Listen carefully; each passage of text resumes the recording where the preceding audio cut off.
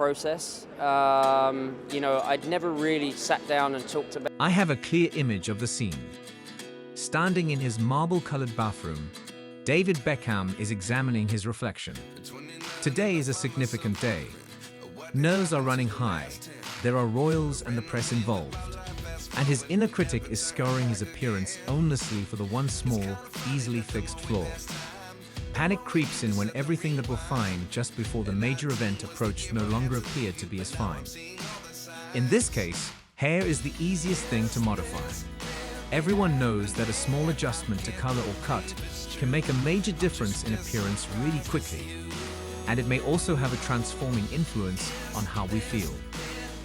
This, in my opinion, is the only plausible explanation for the images that surfaced today showing Beckham and Prince William touring the new London Air Ambulance charity helicopters with noticeably dyed hair and all of the grey on his head, beard and eyebrows included, gone.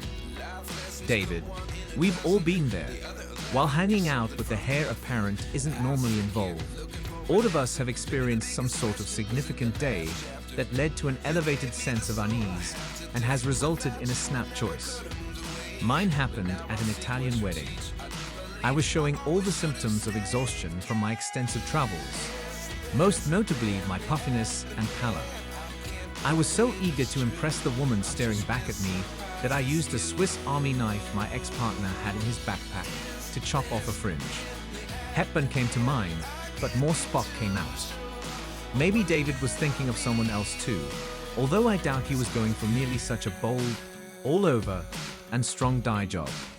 Gives away the game, which is usually not the goal when covering greys. I gave Sarah Cassaju, senior colorist at Harry's King's Road, a call to see what she would do if a client had colored their greys in this way in an emergency.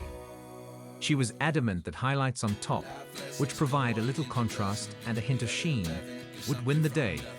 Even better, for a far more natural finish, if you want to stick with just one color, as David appears to have done, use a comb to gently push a small amount through the lengths, and then let it sit for half the recommended amount of time.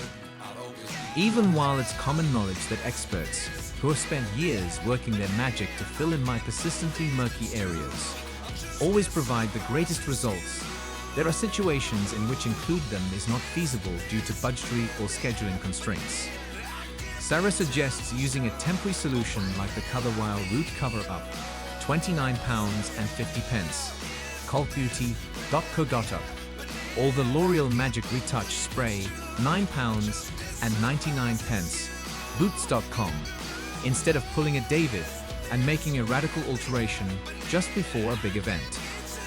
An additional choice, should you want to cover up or conceal your gray areas, to include them into your highlights, ask your colorist. Senior colorist Melanie Smith of Howreys is a supporter of this method and advises clients who want to gently include gray tones to generally go a bit lighter to blend them out, using soft woven multi-tones for a super flattering finish. If you, like Beckham, find yourself tempted to color your beard and brows as well, keep in mind that the skin in those areas of your face is more delicate and you'll need a specific dye for the task. Even if it doesn't seem like anybody will try to copy David's most recent appearance, his hair has an unexpectedly charming influence on me.